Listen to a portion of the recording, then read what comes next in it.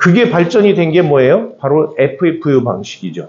그 다음부터는 전체를 환기 회수를 해주는 게, 풍량을 해주는 게 아니라 FFU를 설치를 해서 조닝을 구분을 해줬습니다. 파티션을.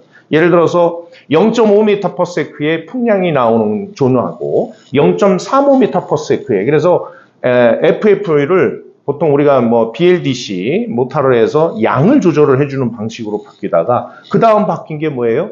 바로 미니 인바이러먼트 시스템. 이제 국소 청정으로 바뀌는 것들이죠. 이런 것들이, 이건 뭐 그동안 전 시간에 뭐 크린돔 기초나 설계나 뭐 이쪽에서도 배웠겠지만, 시공이라는 것은 전체적인 개념을 모르고는 시공에 대한 어떻게 보면 완성품을 만들어서 고객에게 넘겨주는 것은 시공에서 해주는 일이에요. 완성품. 그 전을 우리가 제조로 봤을 때 반제품이라고 하면, 그렇잖아요.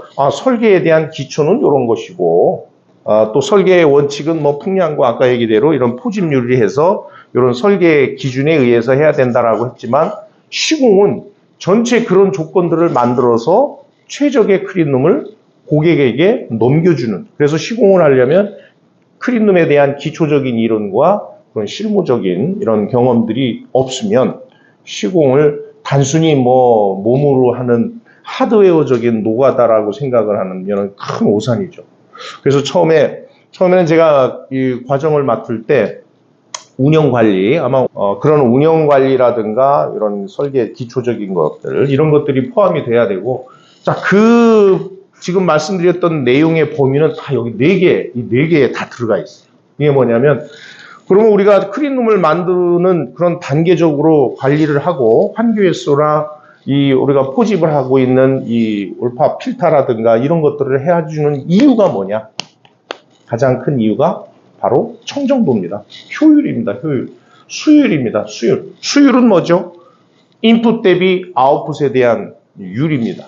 LCD나 또 반도체도 마찬가지입니다. 이 청정도에 영향을 주는 인자들을 이렇게 보시면 공기오염, 또 인적오염, 그리고 장비나 물질오염인데, 여기에서 인적오염 하면서 생각나는 게 없습니까?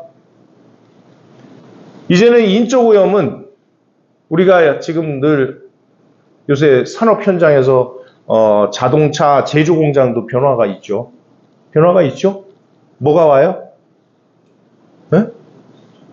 자동차 공장에 이제 뭐를 투입을 했어요? 로봇입니다. 전체의 우리가 60% 이상이 인적 오염입니다. 인적 오염. 사람에 의한 오염. 그래서 교육을 시키고 담배를 피우지 마라, 화장을 하지 마라, 또 걸을 때는 절대 뛰지 마라, 이런 많은, 앉았다 일어섰을 때 이런 기초적인 교육을 시키는 이유가 인원에 대한 인적 오염인데, 결국은 사람이 들어가지 않으면 되는 거죠. 그러면 사람이 들어가지 않고 할 수 있는 게 바로 이제는 자동화입니다. 그래서 생산 장비가 꼭 휴머노이드 같은 로봇이 아니라 이제는 자동화로 해서 그대로 제품이 인풋에서 아웃풋까지 나올 수 있는 이런 것들이 이제 변화가 되고 있다는 겁니다. 자, 그리고 뭐 수율과의 전쟁이라고도 이렇게 합니다만, 공정 최적화라든가 에너지 효율 개선이나 자원 재이용, 신재생, 또 탄소 배출권에 대한 거, 제가 이런 내용을 이렇게 예전에는 그냥 좀 하드웨어적인 쪽으로, 현장 쪽으로 설명을 해줬었는데, 여러분들이 전문가가 되려면 이러한 앞으로 이 반도체 공장에서의 탄소 배출에 대한 현황을 알고 계시는 게 좋을 것 같아서 이렇게 해놨습니다. 자, 그러면 두 번째로는 이제 조금 더 실무적인 거로 좀 들어가도록 하겠습니다. 1장에서는 왜 크린룸 청정도 관리를 해야 되느냐는 목적에 대해서 설명을 했습니다만, 지금 이 2장에 대해서는 그러면 실제 이제 시공에 들어간 겁니다. 여러분들이 이제 시공 담당자라고 생각을 하시고 여기를 한번 보시면 좋을 것 같습니다. 요 처음에 준비 단계가 있고, 여기 보시면은 중기 단계, 말기 단계 이렇게 있는데, 크린룸의 특징 중, 시공의 특징 중 하나가, 첫 번째, 여러분 지금 저 평택의 삼성전자의 근로자들이 몇 명씩, 일일 추력이 몇 명이 되는지 혹시 아시나요? 응? 맞아요. 3, 4만 명씩. 공종에 따라 달라요. 우리가 크린룸 공정을 보면 이 팹을 질 때 착수해서 준공까지 보면 이렇게 서서히 준비 단계에서 오다가 막 나오는 최고 피크 때, 그러면서 약간씩 줄이면서 이제 우리가 마감으로 들어가는데, 피크 때 지금 한 4만 명씩 나옵니다. 근데 그 4만 명이라는 인원은 전 공정입니다. 그죠? 건축, 공정, 뭐 건축에서도 우리가 뭐 이런 콘크리트, 물론 뭐 하드웨어적인 거 끝나고 나서 클린룸은 들어가지만, 그럼 하드웨어적인 거 끝나고 들어갈 수 있는 게 뭐예요? 에폭시 공사서부터 먼저 싹 들어가잖아요. 근데 가장 특징 중에 하나가 준비 단계에서 봐야 될 게 바로 이런 것들입니다. 먼지가 분진이 발생하는 거를 가장 먼저 해야 된다라는 특징.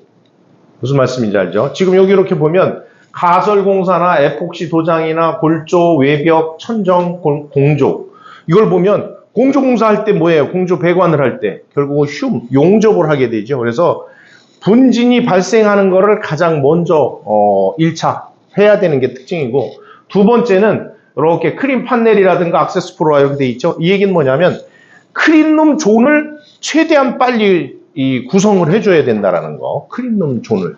그럼 아까 얘기대로 인원이 3만 명, 4만 명 전공적 작업자들이 들어왔을 때 우리가 사람이 다니는 통로, 그리고 장비가 들어가야 되는 통로 등등의 이런 구조적인 거, 그런 동선 계획이 철저히 되어야 됩니다. 물론 이 시공에는 가장 같이 병행되어야 될 것이 뭐예요?